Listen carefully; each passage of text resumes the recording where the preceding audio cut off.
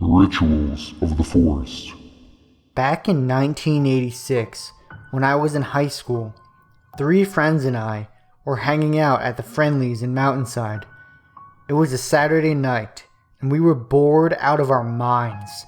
So when my friend Chris said, "Hey, let's go to the Watch Hung Reservation," we said okay. All but one of us had heard the rumors about devil worshippers hanging out in the reservation, but none of us really believed it.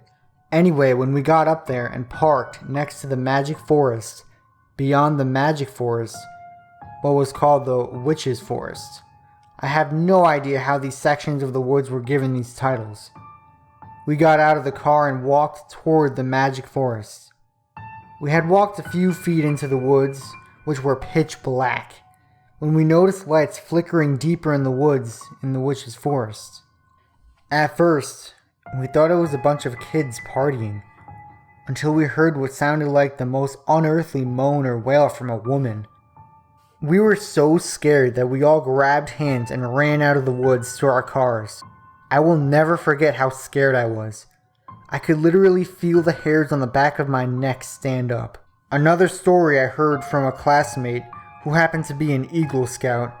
He and some other scouts were hiking up in the reservation one day when they came across a stone altar-like structure which had what he believed to be bloodstains. The Leaper. In the Watching Reservation, there are a series of trails which all lead in one way or another to Surprise Lake, which lies within the mountains. My sister, her dog, a good friend, and I decided to take a stroll in an area known as the Magic Forest. It was early spring and everything was really muddy and slippery. As we were walking along, the dog's ears perked up and he started barking like mad. The 3 of us saw nothing and continued to walk on. The trail leads down to the lake where you have 2 steep inclines on either side of you. They are not good walking grounds. Out of nowhere, we saw this man running down one of the inclines at incredible speed, and then he leaped across the path to the other side of the mountain. This was totally weird. The dog was still barking and we had all stopped in our tracks because the distance this man jumped was impossible. And the fact of the matter was, he never stopped running. He kept on going, leaping along the way. We continued with our walk and couldn't get the dog to calm down, or the image of the strange man leaping across the mountain out of our minds. Somehow, we got to the trail which none of us had ever seen before. We decided to take it, because it is pretty difficult to get lost up here, since you usually end up at Surprise Lake and from there you can get your bearings. As we walked on, the dog, who had calmed down again, went completely berserk. Ahead of us was an old red barn-like building, which had scorch marks around its window frames. As we got closer, we realized that squatters might be living in it because there was garbage and clothes everywhere. The weirdest part were the animal pens, which were on both sides of the building. There were no animals, but there were what looked to be like blood trails all over the dried up grass. There were also burnt candles placed in a circular pattern in the animal pens. We decided to hightail it out of there. Over the years, many stories have filtered down about satanic rituals that have occurred in the mountains. We'd ignore these stories and still cruise around there at night to spook ourselves out. On one occasion about 8 years ago, I was driving around the mountains with my sister and a good friend. As we were rounding a curve, we saw flames in the distance. The cops and fire department were streaming in, and as we rolled by, we noticed that this wasn't any ordinary fire. It was a perfectly designed circle with a pagan star in the middle. It was the creepiest thing.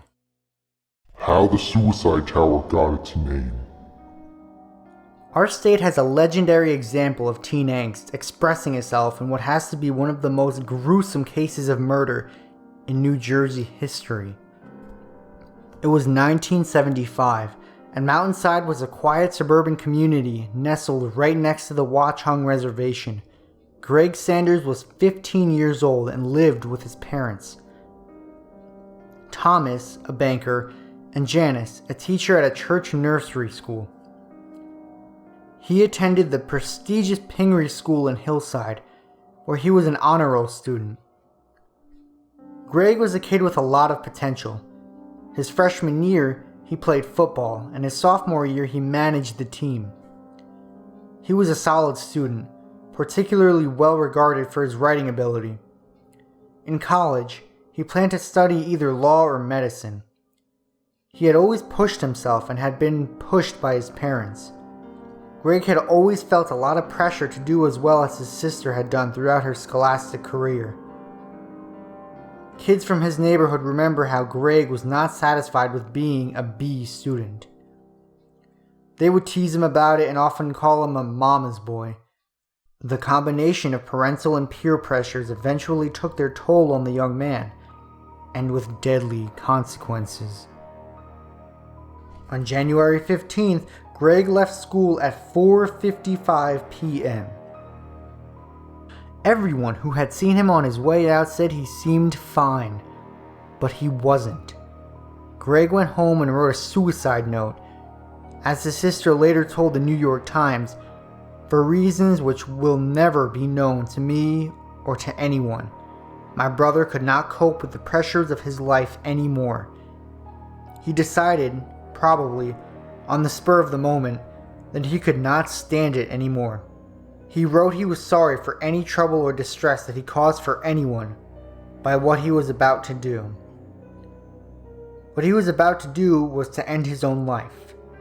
After deciding this, Greg realized the pain he would cause our parents with his death.